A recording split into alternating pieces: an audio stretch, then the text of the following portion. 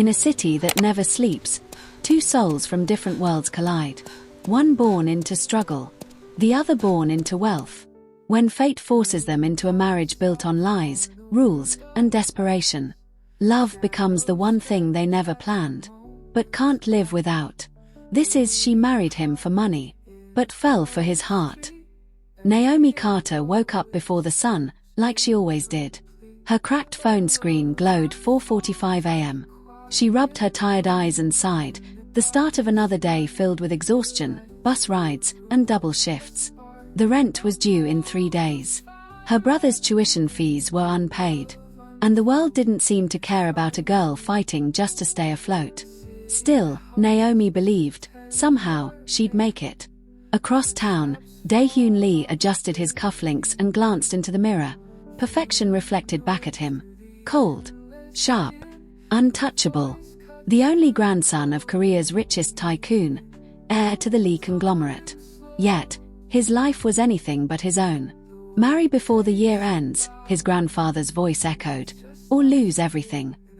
But Dae-Hyun didn't believe in love. To him, marriage was just another business transaction. Naomi was just trying to deliver coffee when chaos erupted. A high-profile board meeting, a clumsy waiter, and then, the accidental spill. Right on Dae-Hyun Lee's suit. Cameras flashed. News headlines spun. Unknown woman caught with Lee Group's heir. Within hours, Naomi's face was everywhere. The scandal that could have ruined him became his solution. When Dae-Hyun's assistant brought Naomi to his office, she expected anger. But instead, he said calmly, "Marry me." Naomi froze. "Excuse me." "A 1-year contract. No love, no strings. You'll live comfortably. I'll handle the scandal. And when it's over, you'll leave richer than you ever imagined." Poverty had taught Naomi to make hard choices. "Fine," she whispered. "But I have my own rules too." Their wedding wasn't about love, it was about convenience. The media called it beauty and the billionaire. Dae-Hyun called it business. Naomi called it survival. But that night, as she stood in her new home, a mansion that felt too big for her footsteps, she couldn't shake one thought. She didn't belong here. They barely spoke. He stayed late at the office. She ate dinner alone. But one night, she found him asleep at his desk, head resting on papers, tie loosened. Without thinking, she covered him with a blanket. The next morning, he found a small note on his desk. "Don't skip meals. Even billionaires need food." Slowly, things changed. Dae-Hyun started waiting for her at breakfast. Naomi began teasing him about his strict routines. They laughed, softly at first, then freely. From late-night ramen in the kitchen to walking barefoot in the garden under city lights. The walls between them began to fall. Just when happiness seemed possible, Dae-Hyun's ex-fiancée returned. Elegant. Calculated. She whispered poison into boardrooms and tabloids. "She's not one of us," they said about Naomi. "She's after his money." And one day, Naomi received an envelope. A quiet offer from the Lee board. "Walk away, and we'll pay you handsomely." Dae-Hyun's grandfather discovered the truth, the contract, the lies, everything. Naomi expected to be cast out.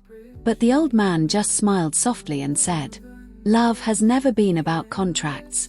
My grandson finally smiles again, because of you." For the first time, Dae-Hyun reached for her hand, and didn't let go. The contract ended quietly. Naomi packed her bags while Dae-Hyun was asleep. She left behind her wedding ring and a note. "Thank you for giving me a year of peace. I'll never forget you."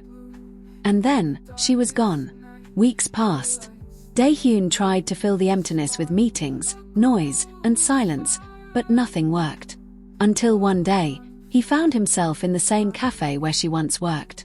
And there she was, smiling at a customer, sunlight painting her face. He walked up, heart pounding. "Naomi Carter," he whispered.